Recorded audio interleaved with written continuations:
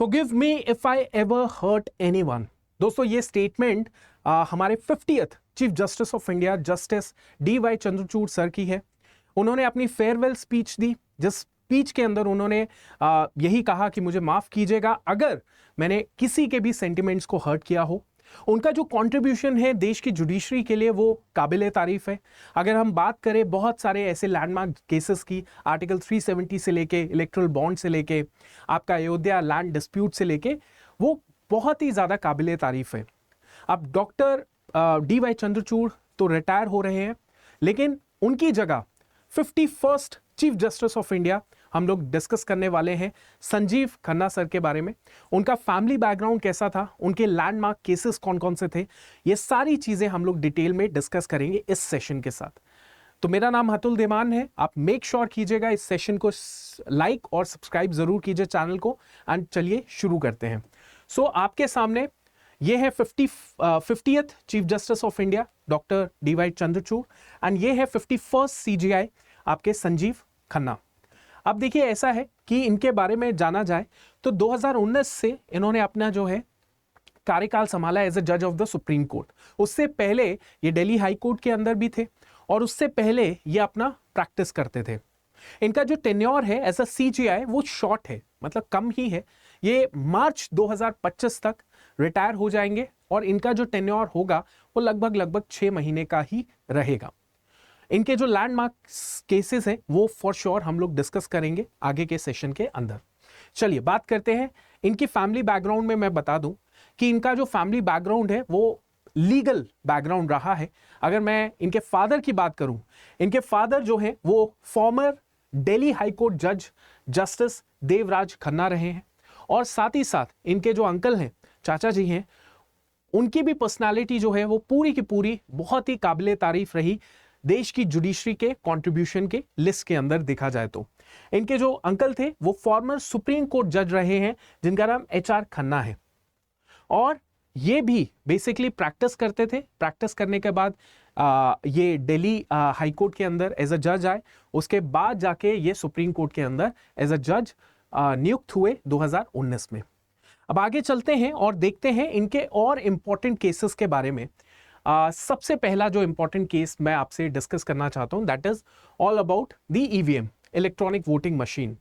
अब EVM tampering जो है ये मुद्दा कई सालों से चलता आ रहा है। जब से EVM इंट्रोड्यूस हुई है तब से ही ये चलता आ रहा है कि ऑपोजिशन पार्टी जो होती है, जो हार जाती है, वो हमेशा ये ब्लेम गेम खेलती है कि कहीं ना कहीं EVM का टैंपरिंग हुआ है, छेड़खानी EVM के साथ हुई है।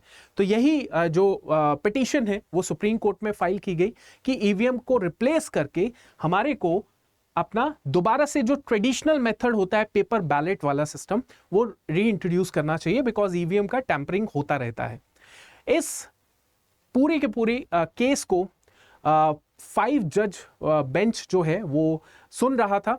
और इसको लीड कौन कर रहे थे? आपके जस्टिस खन्ना ही लीड कर रहे थे, जिन्होंने ये कहा कि ये जो EVM है ये बहुत ही स्पेसिफिक ट्रांसपेरेंट प्रोसेस है जिससे कि हम लोग कंडक्ट कर पाते हैं अपना free and fair elections. So EVM के साथ कोई छेड़खानी नहीं है। EVM is good to go with the process और इसी का इस्तेमाल किया जाना चाहिए। और ये पेपर बैलेट वाला जो प्रपोजल था इसको खारिज कर दिया गया। तो ये पहला केस था जो बहुत ही कॉन्ट्रीब्यूटरी केस है टू इंश्योर कि फ्री एंड फेयर इलेक्शंस होते रहे। दूसरी बात, इनका जो केस एक और इंपॉर्टेंट केस रहा that was your erectile bond वाला केस, जिसके अंदर ये कहा गया कि इलेक्ट्रल बॉन्ड आप सभी को पता होगा कि 2018 में इंट्रोड्यूस किए गए। पॉलिटिकल पार्टीज को फंड करने का ये प्रोसेस था। इलेक्ट्रल बॉन्ड के थ्रू आप पॉलिटिकल पार्टीज को फंड कर सकते हैं। अब यहां पे सुप्रीम कोर्ट जिसने अपना क्रेडिबिलिटी को मेंटेन रखा, 2024 में ये डिसीजन लिया इलेक्ट्रल बॉन्ड के ऊपर जो पिटीशन आई कि ये इलेक्ट्रल बॉन्ड की जो प्रोसेस है इसको नल एंड वॉइड डिक्लेयर कर दिया, अनकॉन्स्टिट्यूशनल डिक्लेयर कर दिया। क्योंकि इलेक्ट्रल बॉन्ड में प्रॉब्लम ये है, जिसके ऊपर बार बार यही क्वेश्चन उठाए जा रहे थे कि जो डोनर है उसका पब्लिक में क्यों नहीं है इंफॉर्मेशन, है ना। तो डोनर जो है वो चाहे जितना मर्जी पैसा दे रहा है पॉलिटिकल पार्टी को, वो डोनर का नाम सामने नहीं आएगा। अब इससे क्या है, इससे अगेंस्ट ट्रांसपेरेंसी है। आम जनता को पता होना चाहिए कि पॉलिटिकल पार्टी को फंडिंग कौन कर रहा है। और 2024 में जब ये केस चल रहा था तो सुप्रीम कोर्ट ने ये लिस्ट मांगी कि किस किस ने कौन सी पार्टी को पैसा दिया है। ये पता चला कि एक ऐसी गेमिंग कंपनी है जिसने 1300 से ज्यादा करोड़ रुपए का फंडिंग पॉलिटिकल पार्टी को दिया है और उसका 1300 से ज्यादा का रेवेन्यू तक नहीं है। मतलब रेवेन्यू कम है लेकिन फंडिंग इतनी ज्यादा दी जा रही है। तो वहां से निष्कर्ष निकाला गया सुप्रीम कोर्ट के जजेस के द्वारा, जिसका पार्ट जो था वो आपके जस्टिस खन्ना भी थे, कि अल्टीमेटली उन्होंने ये डिसीजन लिया कि ये जो इलेक्ट्रल बॉन्ड का प्रोसेस है इसको खत्म किया जाए, अनकॉन्स्टिट्यूशनल डिक्लेयर किया जाए, बिकॉज इसमें बहुत ही कम ट्रांसपेरेंसी है, इसका मिसयूज किया जा सकता है इलेक्ट्रल बॉन्ड का। और यहाँ पे जो पॉलिटिकल पार्टीज जब गवर्नमेंट बनाती हैं तो डेफिनेटली वो किसकी मदद करेंगी, जब उनकी मदद करेंगी जिन संस्थाओं ने, जिन इंडिविजुअल्स ने, जिन बिजनेस पार्टीज ने उनको मदद की थी ड्यूरिंग इलेक्शंस। तो ये बिल्कुल गलत हो जाएगा, बिल्कुल हमारे देश के संविधान में जो लिखा हुआ है फ्री एंड फेयर इलेक्शन उसके अगेंस्ट हो जाएगा। ठीक है, तो ये दूसरा पॉइंट था, दूसरा केस था। Now the third cases, third चीज जो है वो आर्टिकल 370 है। आर्टिकल 370 के ऊपर भी petition to the highest court of appeal में गई।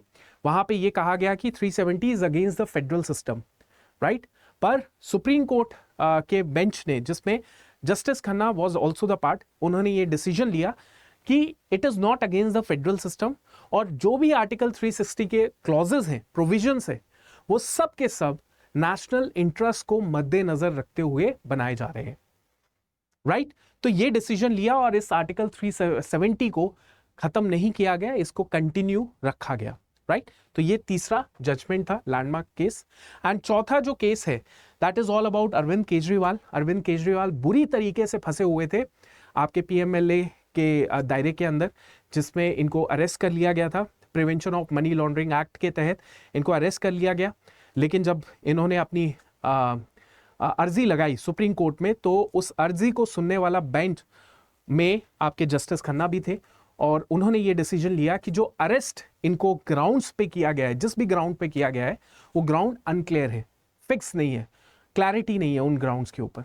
तो इसीलिए इनको जो है एक इंटरिम बेल दे दी गई ताकि ये अपना इलेक्शन कैंपेन कर पाए, क्योंकि उस समय दिल्ली में इलेक्शंस चल रहे थे, नंबर वन। नंबर टू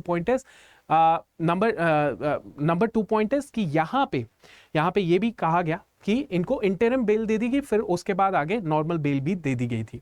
सो ये सारी बातें जो इनके लैंडमार्क केसेस थे उनके बारे में मैंने बताया। अब आगे चलते हैं इनकी पर्सनल लाइफ के बारे में, प्रोफेशनल लाइफ और पर्सनल दोनों के बारे में बात करेंगे। जस्टिस संजीव खन्ना जो है उन्होंने लॉ की पढ़ाई की दिल्ली यूनिवर्सिटी CLC से। उसके बाद उन्होंने बहुत सारे रोल्स को अदा किया, जैसे कि फॉर एग्जांपल एग्जीक्यूटिव चेयरपर्सन रहे हैं वो नालसा के, नेशनल लीगल सर्विसेज अथॉरिटी। उन्होंने दिल्ली बार काउंसिल के अंदर लॉ की प्रैक्टिस भी की 1983 के समय। उनका करियर जो है उसमें वेरियस उन्होंने पोजीशंस को होल्ड किया, जैसे for example he was serving as a senior standing council for the income tax department and as a standing council for the national capital territory of Delhi. ठीक है, आगे चलते हैं। He also served as a additional public prosecutor at the Delhi high court. ठीक है, तो ये सारे इंपॉर्टेंट पोजीशंस के ऊपर जो है उन्होंने अपना होल्ड किया था, राइट। अब आप मुझे एक सिंपल सा आंसर देंगे, सिंपल सी बात बताएंगे कि क्या एक retired chief justice of India या रिटायर्ड जज ऑफ सुप्रीम कोर्ट, राइट, जैसे हमारे CJI हैं जस्टिस DY चंद्रचूड़, अब वो रिटायर हो चुके हैं, तो क्या वो अलाउ हैं to practice in the practice law in any part of this country और नॉट। तो आप मुझे इसका आंसर येस और नो में दे देंगे दैट कि एक रिटायर्ड जज of the supreme court is allowed to practice in any court of the country और नॉट। येस और नो आपने इसका मुझे सिंपल सा आंसर फटाफट दे देना है कमेंट सेक्शन के अंदर। So I hope you like this session and इसी तरीके से पढ़ते रहिए। Thank you so much, wish you all the very best of luck.